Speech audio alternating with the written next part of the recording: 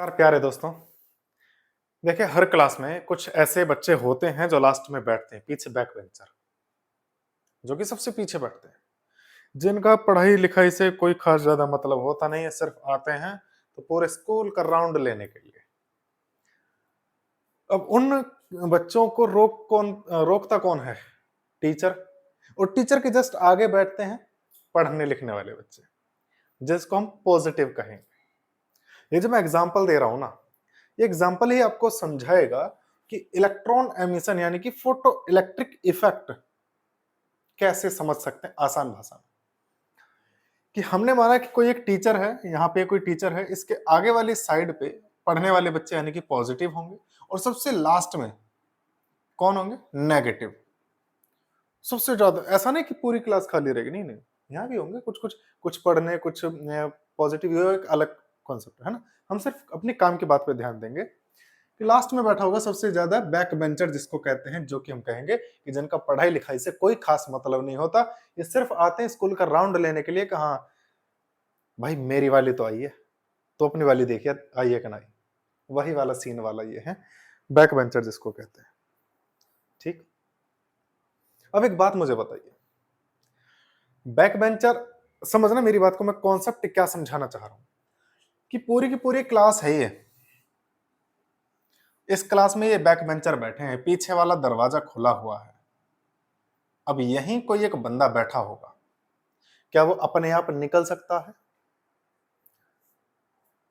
देखिएगा कि जैसे ये अगर कोई एक बंदा निकल करके जाएगा, तो क्लास में जो बीच में बैठते हैं भाई, ज्यादा पढ़ने लिखने वाले जो कि ज्यादा पॉजिटिव होते हैं, उनका तो कोई खास लेना देना होगा नहीं, क्योंकि उनका ज्यादा मतलब होता नहीं है। क्यों? क्योंकि उन्हें पता है कि भैया हम पढ़ने लिखने वाले हैं, बैक बेंचर हमें धुन देगा, कोट देगा। इसीलिए तो जो बीच में बैठते हैं ना, जो बीच में होते हैं, वो क्या करते हैं? वो उड़ता तीर लेने वाला हिसाब होता है उनका। तो वो क्या करेंगे, जैसे ही ये बैक बेंचर निकल करके जाएगा, ये तुरंत चिल्ला चिल्ला करके सबको स्कीम में बता देगा कि सर वो बंदा निकल के जा चुका है। तो टीचर क्या करेंगे, फिर से उसको खींच कर लेकर आ जाएंगे। बस इतना कॉन्सेप्ट ध्यान रखना। अभी एक मिनट,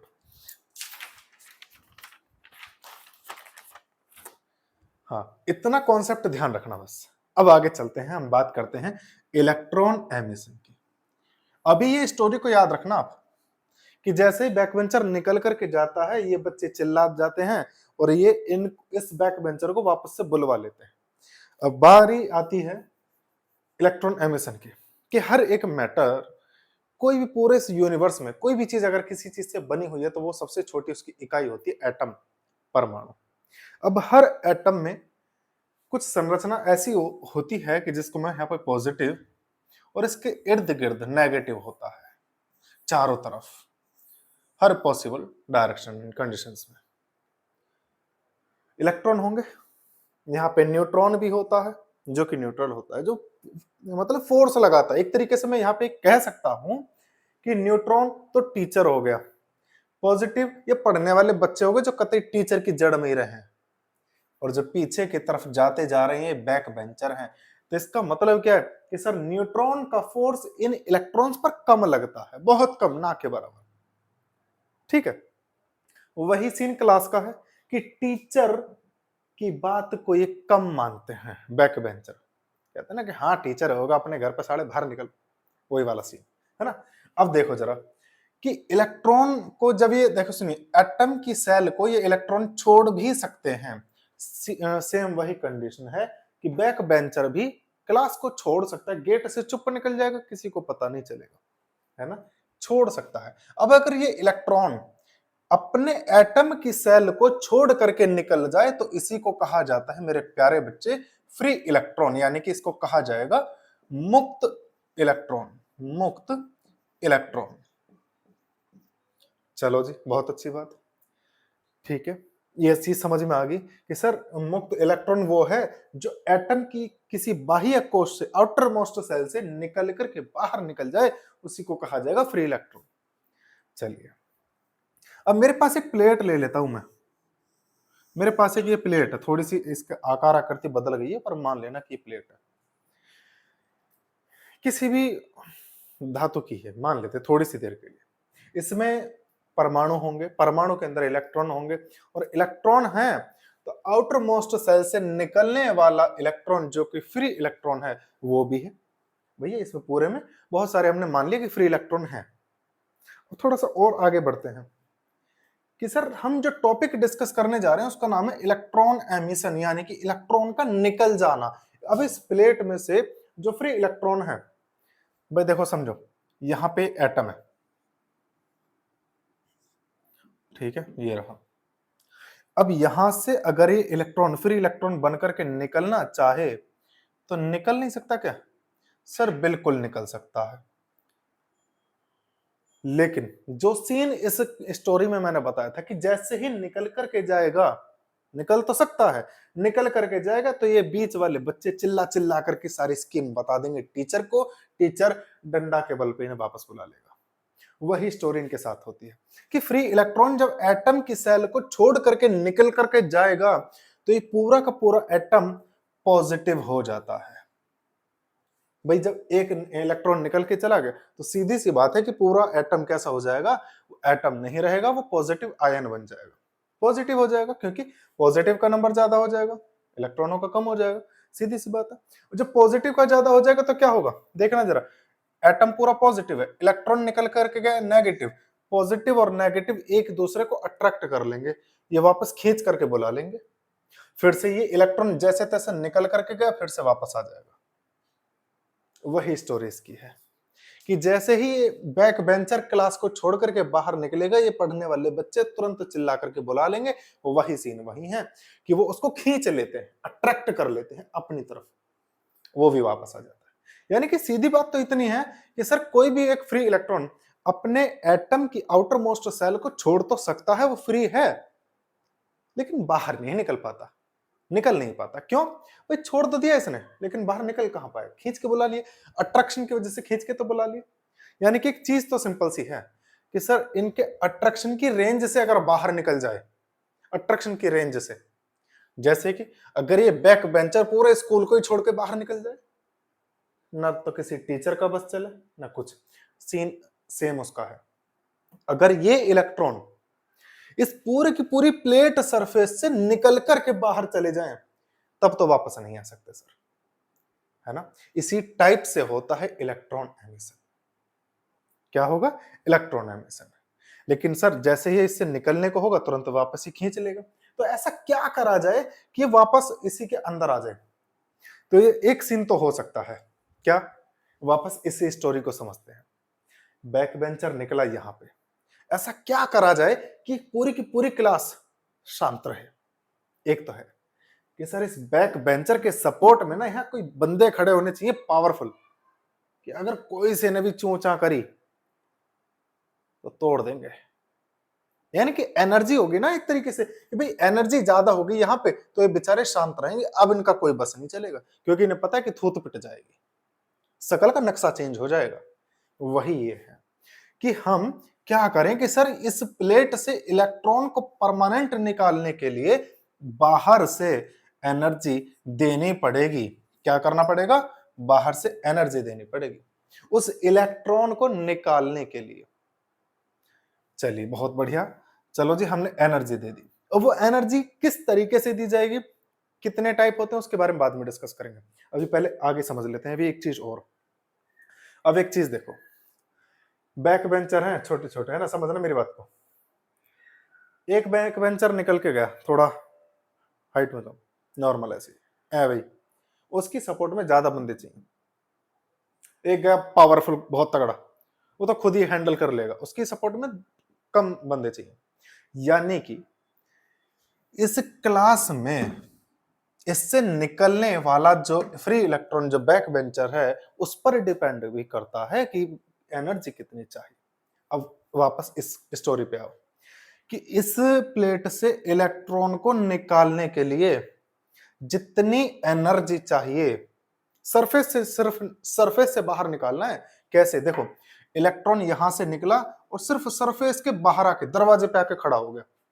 जैसे स्कूल का गेट ये हो गया, मैं यहां आके खड़ा हो गया, स्कूल इधर है, अब मैं चौड़ के घूमूंगा आराम से। ध्यान रखना कि भाई एक वो कम से कम वो एनर्जी कम से कम वो एनर्जी जो किसी इलेक्ट्रॉन को उस सरफेस, उस मेटल के सरफेस के बाहर ला करके रोक दे, बाहर ला दे। इलेक्ट्रॉन को यहां लिया है, जैसे कि ऐसे समझ लो कि सांप का बिल है, पानी डाल दिया, सांप बाहर आ जाता है, सिर्फ बाहर आएगा सांप। या ऐसे समझ लो कि बारिश के मौसम में जैसे केंचुए बाहर आ जाते हैं, मिट्टी के बाहर आ जाना, यानी कि जितना पानी उनको मिट्टी के बाहर लाने के लिए बना, उसको हम कहेंगे वर्क फंक्शन, कार्यफलन। क्या बोलेंगे प्यारे बच्चे? कार्यफलन बोलेंगे। अच्छा, प्रदर्शित किससे करेंगे, रिप्रेजेंट किससे करेंगे? तो इसको दो तरीके से रिप्रेजेंट करा जाता है, या तो W नॉट करके रिप्रेजेंट करा जाता है, या फिर फाई नॉट ऐसे करके रिप्रेजेंट किया जाता है। ठीक है, चलिए, यानी कि work function is the minimum energy, work function is the minimum energy to ejected out the electrons from the surface of metal. यानी कि किसी भी धातु के पृष्ठ से इलेक्ट्रॉनों को उसके पृष्ठ तक निकालने के लिए जितनी न्यूनतम ऊर्जा की आवश्यकता है, उसी को कार्यफलन कहा जाता है। बहुत अच्छे से समझ में आ गया होगा। अब एक चीज मुझे बताओ, हर किसी एटम या फिर मेटल, हर किसी मेटल के अंदर जो एटम होंगे, हर किसी धातु के अंदर जो परमाणु होंगे, अलग अलग होंगे हर तरीके से।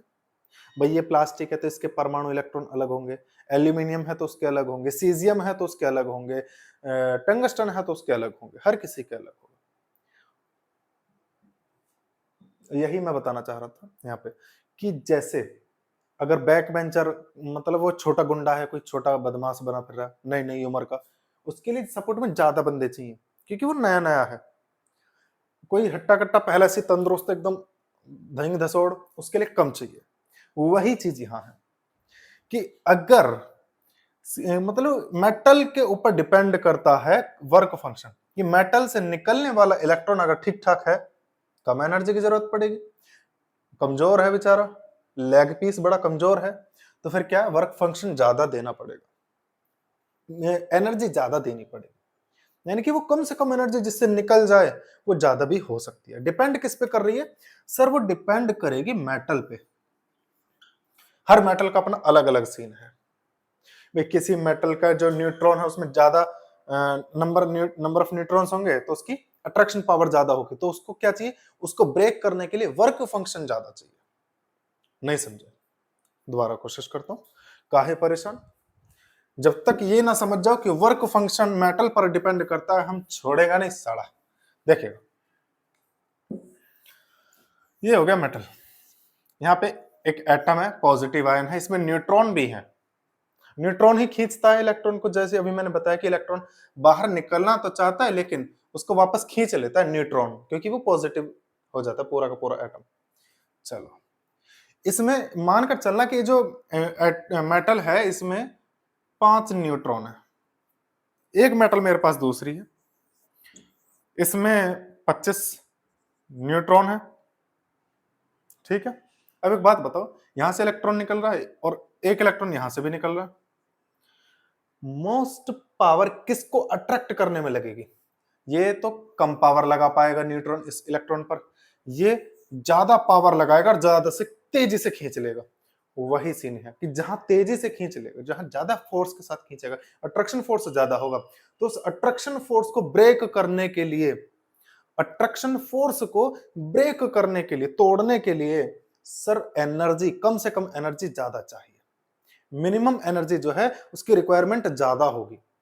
भाई यहाँ पे आप मान कर चलिए कि 25 है तो 25 मैंने यूनिट की मान ली कि 25 यूनिट की एनर्जी चाहिए, यहाँ पे 5 यूनिट की एनर्जी चाहिए क्योंकि कम फोर्स लगा रहा है।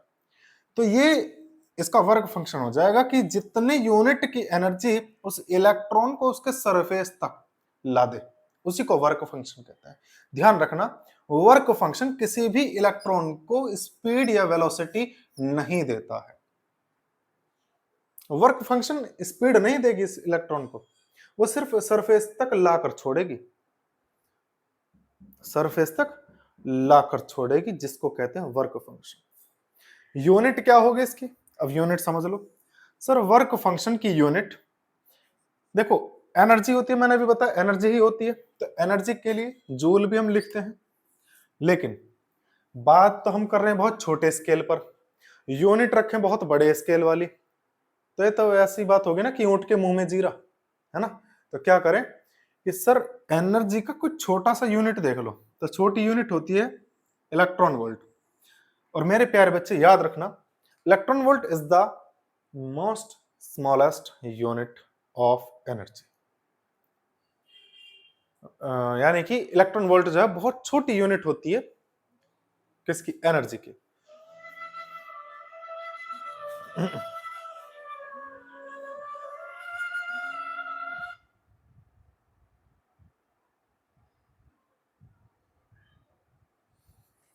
देखिएगा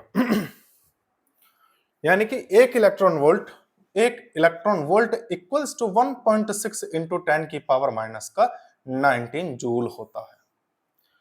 चलिए इससे ज्यादा डीपली नहीं जाएंगे, नहीं तो गड़बड़ हो जाएगी आपके लिए, है ना। चलिए अब देखो कि ये इलेक्ट्रॉन हमने इजेक्ट करा बाहर तक, मिनिमम एनर्जी भी हम दे रहे हैं, मिनिमम एनर्जी को हम वर्क फंक्शन कह रहे हैं। तो वर्क फंक्शन कुल मिलाकर के कितने तरीकों से दिया जा सकता है, कितने तरीके हो सकते हैं। तो कुछ गिने चुने तरीके हैं, उनको हम डिस्कस करते हैं आपके साथ जल्दी ही। चलो समझते हैं और करते हैं जल्दी जल्दी जल्दी जल्दी जल्दी जल्दी जल्दी। इसको नोट कर लेना कि एक इलेक्ट्रॉन वोल्ट बराबर 1.6 into 10 to the power minus का 19 जूल होता है। ठीक है, अब चलते हैं आगे कि कितने तरीके हो सकते हैं। तो देखिएगा, एक तरीका तो ये हो सकता है कि सर इस प्लेट को अगर मैं टेम्परेचर दे दूं, इसको मैं क्या करूं, टेम्परेचर दे दूं, और इसी टेम्परेचर के देने को कहा जाएगा थर्मायोनिक एमिशन, यानी कि तापायनिक तापायनिक उत्सर्जन। तापायनिक उत्सर्जन, इसमें क्या होगा कि सर इसमें डायरेक्ट ना टेम्परेचर दिया जाएगा किसी भी मेटल को। इस मेटल को अगर मैं टेम्परेचर, तापमान देना स्टार्ट कर दूंगा तो क्या होगा कि इसके इलेक्ट्रॉन के लिए एनर्जी आ जाएगी, क्योंकि टेम्परेचर में एनर्जी होती है।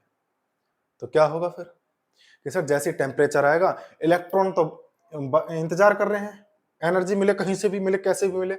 जैसे ही वर्क फंक्शन से ज्यादा एनर्जी मिलेगी, वर्क फंक्शन से ज्यादा मिलेगी, तो इलेक्ट्रॉन इस सरफेस को छोड़ करके भाग जाएंगे। और अगर वर्क फंक्शन के बराबर मिलेगी तो इलेक्ट्रॉन सिर्फ इसके सरफेस पर आकर रुकेंगे, बाहर भाग नहीं जाएंगे, वेलोसिटी नहीं मिलेगी उन्हें। इस चीज का विशेष ध्यान रखें, ठीक है। चलिए, यानी कि एक तरीका तो ये होगा थर्मायोनिक एमिशन, जो कि होता है हमारा सोलर प्लेट में सबसे ज्यादा यूज होता है, इसी के कुछ कुछ, है ना। चलिए, एक होता है हमारा फील्ड एमिशन, यानी कि किसी भी एक प्लेट को मैं अगर बैटरी से जोड़ दूं,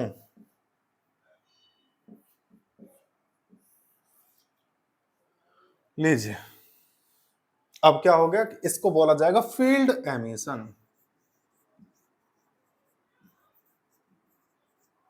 फील्ड एमिशन, इसका मतलब क्या है कि भैया अगर हम किसी मेटल को करंट देना स्टार्ट कर दें, एक सिरे से करंट दे, दूसरे से उस करंट को वापस निकाल लें, तो ऐसी कंडीशन में क्या होगा कि जो इसके अंदर फ्री इलेक्ट्रॉन होंगे उनको एनर्जी मिलनी स्टार्ट होगी। लेकिन एनर्जी मिलनी स्टार्ट होगी तो क्या होगा कि करंट सीधे सीधे यहां से पास हो जाएगा, तो ऐसे में तो कुछ नहीं होगा। तो इसके लिए क्या होगा कि फील्ड एमिशन के लिए सबसे ज्यादा वैल्यू चाहिए। फिर क्या कि सर इसमें इलेक्ट्रिक फील्ड की वैल्यू जो है 10 की पावर 8 वोल्ट पर मीटर होनी चाहिए।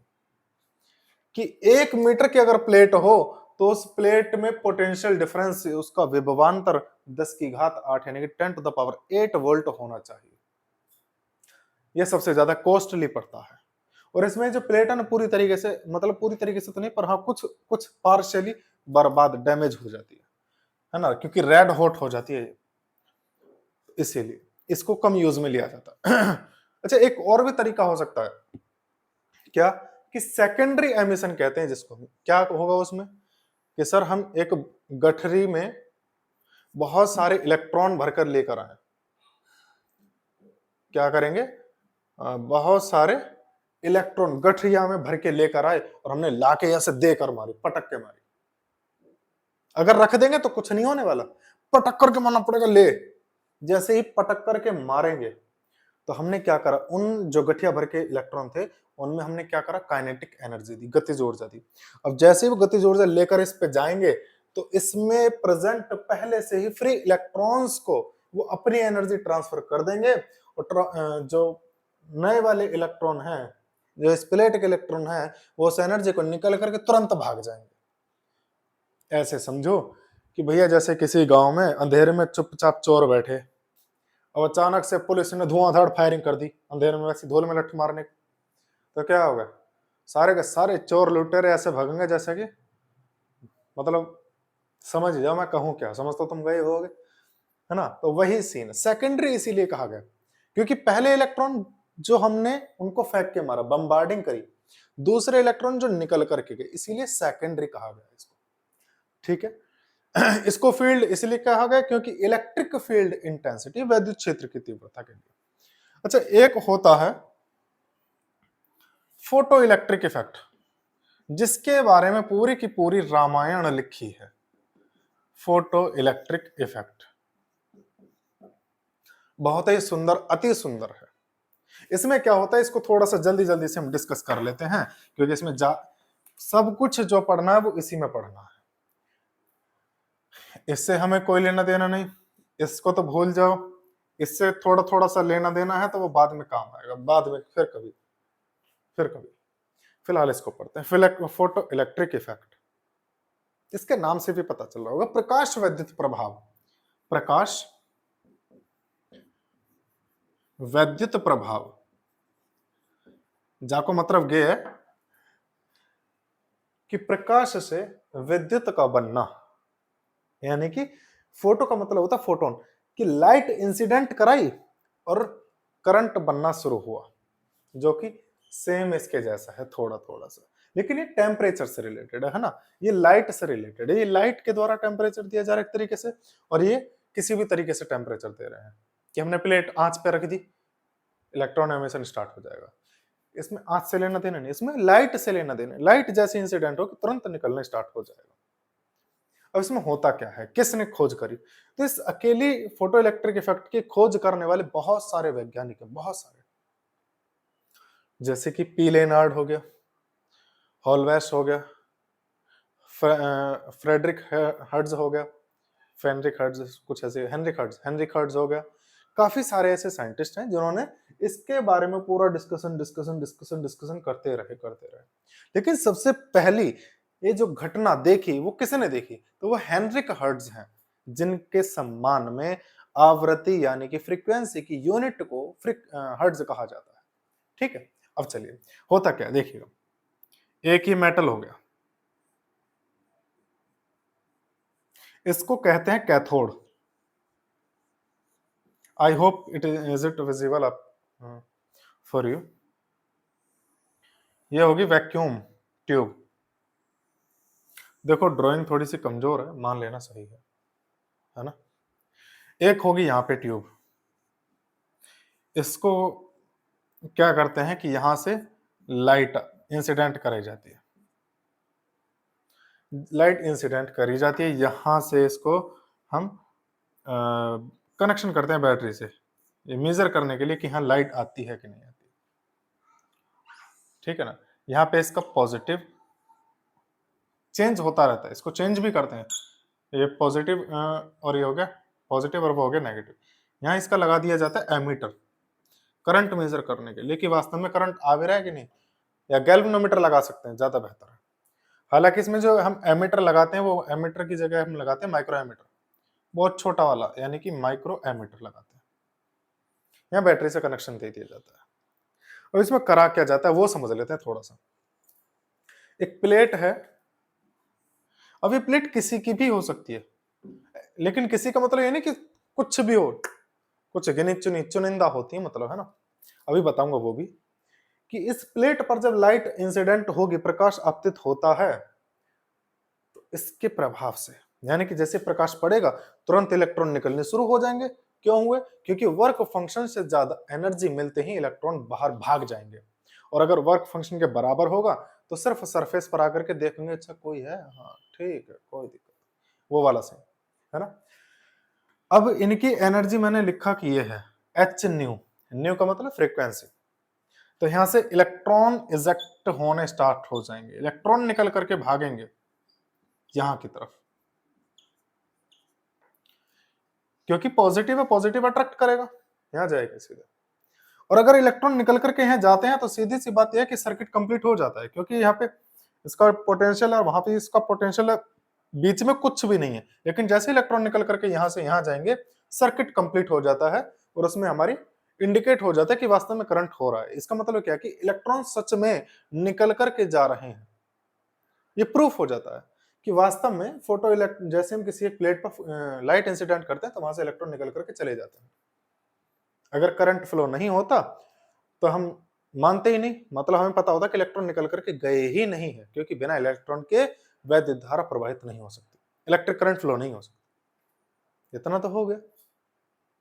अब इसके बारे में कि कौन सी चीज से कैसे फर्क पड़ेगा और कैसे फर्क नहीं पड़ेगा, इस चीज के बारे में हम डिस्कस करेंगे नेक्स्ट कल क्लास में।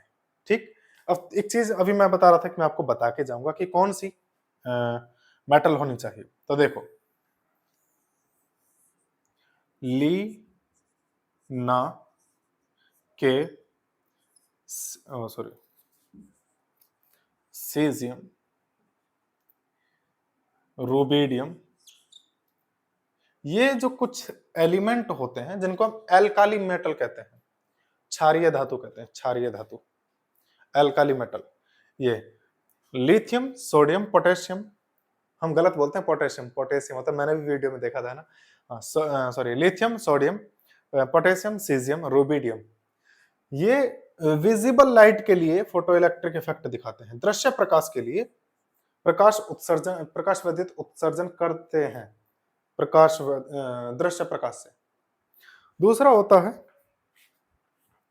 Z,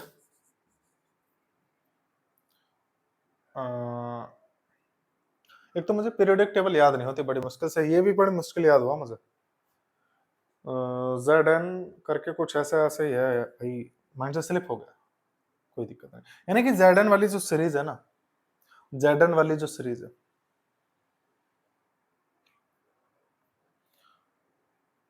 ZN PB, ZN हो गया, कॉपर हो गया, कॉपर भी है, हाँ कॉपर भी है इसी में, कॉपर भी है। अब मुझे देखो ज्यादा खासियत है, तो देखो ये जो है ना ZN कॉपर वाली सिस्टम, ये होता है यूवी लाइट से, भाई अपने को सिर्फ फिजिक्स याद होता है, ये पीरियोडिक टेबल केमिस्ट्री थोड़ा कम है। ठीक, यूवी यानी कि अल्ट्रावायलेट के लिए ये प्रकाश विद्युत प्रभाव दिखाता है, ये दृश्य प्रकाश के लिए प्रकाश विद्युत प्रभाव दिखाता है, ये चीज है। अब इसके बारे में पूरा डिटेल में नेक्स्ट पार्ट में हम डिस्कस करेंगे, तब तक के लिए बने रहेगा हमारे चैनल के साथ में। जय हिंद, जय भारत।